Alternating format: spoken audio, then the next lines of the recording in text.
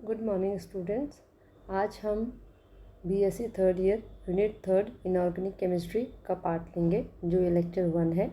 इसके अंदर हम electronic spectra of transition metal complexes के बारे में बात करेंगे। इलेक्ट्रॉनिक स्पेक्ट्रा के बारे में आप थोड़ा बहुत 11th और 12th क्लास में पढ़ चुके हैं, जहाँ पर कि ये बताया जाता है कि बोहर के जो मॉडल की जो लिमिटेशंस थी उसके अंदर वो हाइड्रोजन का जो स्पेक्ट्रा आता है उसे एक्सप्लेन नहीं कर पाया था कि जो स्पेक्ट्रा होता है उसमें जो लाइंस आ रही हैं उनका क्या मतलब है और वो स्पेक्ट्रा क्यों और कैसे आया है, इसके बारे में बोहर ने कोई भी एक्सप्लेनेशन नहीं दिया था। हम यहाँ उसी स्पेक्ट्रा के बारे में थोड़ी डिटेल से बात करेंगे। बेसिकली स्पेक्ट्रा होता क्या है कि अगर आप किसी प्रिज्म को जो एक प्रिज्म एक इंस्ट्रूमेंट होता है जो त्रिकोण आकृति का होता है, इसे अगर आप सनलाइट के बीच में रखेंगे तो आप या किसी भी और दूसरी लाइट को जो उसे क्रॉस करके जाती है उसके बीच में रखेंगे, तो उसको क्रॉस होने के बाद जो हमें इमेज प्राप्त होती है उस इमेज में एक लाइंस होती हैं जिन्हें कि जो बटी हुई होती हैं, या यूँ कह दें कि 7 रंगों का बटा हुआ एक पट्टिका हमें मिलती है। इस पट्टिका को ही स्पेक्ट्रम कहा गया था। इस पट्टिका में विशेष प्रकार की सभी प्रकार की आवृत्ति या तरंग दैर्ध्य होती है। मतलब कि ये जो पट्टिका में जितनी भी लाइंस होती हैं इन सब की अपनी इंडिविजुअल फ्रीक्वेंसी या लैम्डा होती है। अगर हम हमारे नॉर्मल रूटीन लाइफ की बात करें, जो कलर हमें दिखाई देते हैं वो 4000 से 8000 एंगस्ट्रॉम के बीच में होते हैं। अगर हम यदि हम किसी पदार्थ के विभिन्न आवर्ती तरंग दैर्ध्य की विकिरणों के अवशोषण को प्रदर्शित करने वाला जो वक्र होता है उसे पदार्थ का स्पेक्ट्रम कहते हैं। ऊर्जा का जो अवशोषण, अब बात आई कि हम ये लाइन कह रहे हैं कि हमने किसी भी पदार्थ में किसी भी ऊर्जा का अवशोषण किया है, तो ये जो ऊर्जा का जो अवशोषण कोई पदार्थ करेगा ये कैसे होगा कि जो उसके इलेक्ट्रॉन होंगे वो अणु के घूर्णन, परमाणु के कंपन आदि विभिन्न माध्यमों के द्वारा संभव होता है। मतलब ऊर्जा का जो अवशोषण होता है वो नाभिक, इलेक्ट्रॉन या अणु के घूमने से या परमाणु के कंपन करने से, इनमें से किसी भी एक तरीके से किया जा सकता है। अब यदि हम अणु और परमाणु में ऊर्जा के अवशोषण इलेक्ट्रॉनों के माध्यम से बात करेंगे तो हम अवशोषण के विकिरणों के तरंग दैर्ध्य के मध्य के वक्र को इलेक्ट्रॉनिक स्पेक्ट्रा कहेंगे, जो हमने यहाँ लिखा हुआ है। अगर हमने जो बात की है वो इलेक्ट्रॉनों के बारे में करी है कि इलेक्ट्रॉन ने ऊर्जा अवशोषित करी है और इलेक्ट्रॉन ऊर्जा अवशोषित करके एक लेवल से दूसरे लेवल में, ग्राउंड स्टेट से एक्साइटेड स्टेट में गया है, तो इस वाले स्पेक्ट्रा को हम इलेक्ट्रॉनिक स्पेक्ट्रा कहते हैं। और जबकि अब क्या होता है कि इलेक्ट्रॉनिक स्पेक्ट्रा जो होता है में क्या होता है कि संयोजकता कक्षों के, क्योंकि अगर इलेक्ट्रॉन है, अगर वो एनर्जी ले रहा है तो सबसे लास्ट वाला इलेक्ट्रॉन लेगा, और वो कहाँ होता है, संयोजकता कक्ष में होता है, कि जो ऊर्जा स्तरों की स्थिति के बारे में जानकारी प्राप्त करने के लिए किया जाता है। तो डेफिनेटली अगर आपने किसी इलेक्ट्रॉन को एक लेवल से दूसरे लेवल पर जंप करवाया है तो वो जो लास्ट लेवल होगा आपको डेफिनेटली पता चल जाएगा कि वो जो लास्ट लेवल है मेरा संयोजकता या वैलेंस ऑर्बिटल है वो कहाँ पर है। अकार्बनिक रसायन में ये जो तकनीक होती है विशेष रूप से संक्रमण के यौगिकों के अध्ययन में काम में ली जाती है। हम नॉर्मली जो होते हैं हम ट्रांजिशन मेटल में ही काम में लेते हैं, क्योंकि ट्रांजिशन मेटल में ही ऊपर जो कक्षक होते हैं खाली वो भी मिलते हैं, और जो डी ऑर्बिटल होता है उसमें भरे हुए इलेक्ट्रॉन भी मिलते हैं। तो हम भरे हुए इलेक्ट्रॉन को ऊपर खाली में ले जाते हैं, और इन दोनों ऊर्जा स्तरों के बीच में जो एनर्जी गैप होता है वो भी बहुत कम होता है। तो इनके लिए जो जंप के लिए एनर्जी होती है वो भी इजीली मिल जाती है और इलेक्ट्रॉन को एक्स्ट्रा एनर्जी नहीं देनी पड़ती। इसीलिए हम नॉर्मली ये जो स्टडी करते हैं इलेक्ट्रॉनिक स्पेक्ट्रा की, ये हम ट्रांजिशन मेटल कॉम्प्लेक्सेस पे ही करते हैं। इसमें क्या होता है कि विभिन्न इसमें इस जो टेक्निक है इसकी स्पेशलिटी या इसकी विशेषता क्या है कि विभिन्न संक्रमण तत्वों के यौगिक तथा एक ही संक्रमण तत्व के विभिन्न यौगिक विभिन्न विभिन्न आवर्ती के विकिरणों का अवशोषण करते हैं। यहाँ ये बहुत इंपॉर्टेंट बात है कि अगर आप ऐसा सोचें कि अगर कॉपर के मैंने 3-4 एक ही तरीके के अलग अलग लिगेंड से लेके कॉम्प्लेक्सेस बनाए हैं, या एक ही लिगेंड को मैंने लेके ट्रांजिशन मेटल फर्स्ट सीरीज से सभी के साथ बाइंड करके कॉम्प्लेक्स बनाए हैं, लेकिन दोनों ही सिचुएशन में या तो लिगेंड डिफर कर रहे हैं या मेटल डिफर कर रहा है, तो उनका स्पेक्ट्रा कभी भी एक जैसा नहीं आएगा। सभी कंडीशन में स्पेक्ट्रा अलग अलग आता है।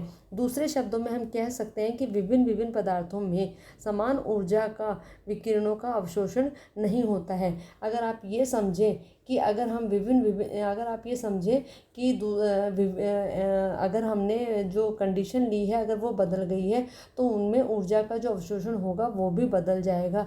कभी भी एक जैसी ऊर्जा का अवशोषण नहीं होगा, और अगर एक जैसी ऊर्जा का अवशोषण नहीं हुआ है तो डेफिनेटली उनके आने वाला जो स्पेक्ट्रा होगा वो भी कभी एक जैसा नहीं होता है।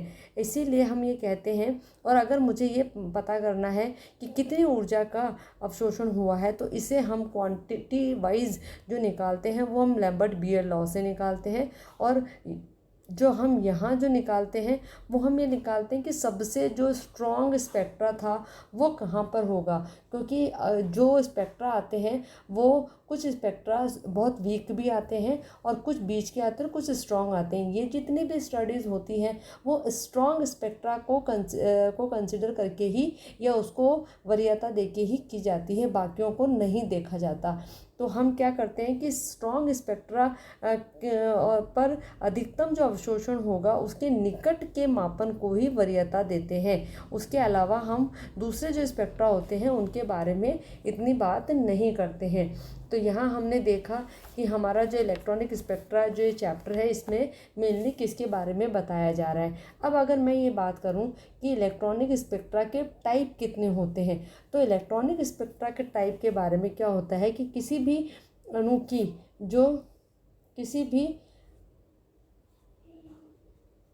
की जो ऊर्जा होती है वो 3 तरीके से मिलकर बनी होती है, जो हमने यहाँ लिखी हुई है कि जो टाइप इसकी जो टोटल एनर्जी लिखी हुई है वो हमने लिखी हुई है इलेक्ट्रॉनिक एनर्जी, वाइब्रेशनल एनर्जी, और तीसरी जो लिख रखी है रोटेशनल एनर्जी।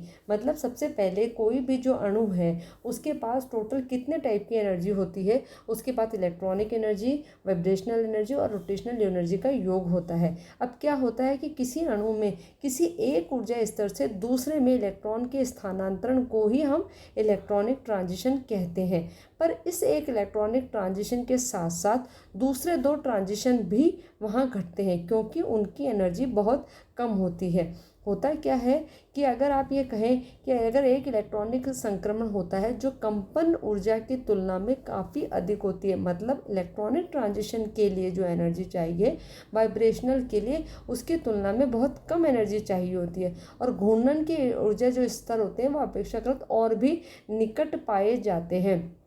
सबसे जो ब्रॉड ऊर्जा स्तर होते हैं वो आप यहाँ देखो इलेक्ट्रॉनिक ऊर्जा स्तर हैं, उसके बाद जो ऊर्जा स्तर हैं वो वाइब्रेशनल है, और सबसे बिल्कुल पास जो होते हैं वो रोटेशनल ऊर्जा स्तर है। अगर इलेक्ट्रॉन यहाँ से यहाँ में गया है तो डेफिनेटली उसने एक ट्रांजिशन ये भी किया होगा और 2 ट्रांजिशन ये भी किए होंगे। इसीलिए कहा जाता है कि इसकी स्टडी करने के इलेक्ट्रॉनिक अगर आप स्टडी कर रहे हैं तो उसके अंदर इन 2 की स्टडी भी करनी पड़ जाती है। इसमें क्या होता है बहुत निकट होते हैं, जिससे हमें और घूर्णन के लिए ऊर्जा हमें और भी कम चाहिए होती है, ऊर्जा स्तर चाहिए होती है। अगर हम यहाँ देखो बहुत चाहिए होती है। ऊपर वाले जो अगर डायग्राम में अगर हम देख रहे हैं तो इससे स्पष्ट होता है कि ऊर्जा स्तर इलेक्ट्रॉनिक ऊर्जा स्तर से बहुत से कंपन उप ऊर्जा स्तर हैं। 2 इलेक्ट्रॉनिक ऊर्जा के जो स्तर हैं उनके जो हैं 2 ये हमें वाइब्रेशनल ऊर्जा स्तर भी मिल रहे हैं, और प्रत्येक कंपन ऊर्जा के अत्यधिक पास स्तर घूर्णन के भी मिल रहे हैं, और इसके एक के हमें अत्यधिक पास घूर्णन के ऊर्जा स्तर भी मिलते हैं। इसीलिए किसी अणु में एक इलेक्ट्रॉनिक संक्रमण के साथ साथ बहुत सारे कंपन और घूर्णन भी पाए जाएंगे। अगर आपने यहाँ से यहाँ ट्रांजिशन कराने के लिए एनर्जी दी है तो ये वाले ट्रांजिशन भी उसमें पाए जाएंगे, और इसीलिए ये एक लाइन में नहीं आकर एक चौड़े बैंड के रूप में आते हैं। इसीलिए जब हमने नील्स बोहर की जो थ्योरी पढ़ी थी, जहाँ हाइड्रोजन स्पेक्ट्रा का नाम आया था फर्स्ट बार 11th क्लास में, वहाँ पर उन्होंने बैंड स्पेक्ट्रम लिखा हुआ है। तो उन्होंने ये बैंड स्पेक्ट्रम इसीलिए लिखा हुआ है क्योंकि ये एक लाइन में ना आकर एक बैंड के रूप में आते हैं, चौड़े बैंड के रूप में आते हैं, क्योंकि उस एक लाइन के अंदर वाइब्रेशनल और रोटेशनल दोनों स्पेक्ट्रा इंक्लूड होते हैं, इसीलिए ये दोनों उसमें पाए जाते हैं। अब बात अगर हम करें कि कोई अगर एक संयोजी इलेक्ट्रॉन है, वो अगर एक कक्षक से दूसरे इस कक्षक में जा रहा है, मतलब ग्राउंड स्टेट से एक्साइटेड स्टेट में जा रहा है, तो उसके लिए वो जो ऊर्जा ले सकता है वो IR रीजन से, अवरक्त से, या दृश्य विजिबल से, या अल्ट्रावायलेट रीजन से, इनमें से किसी में भी इसे भी एनर्जी ले सकता है।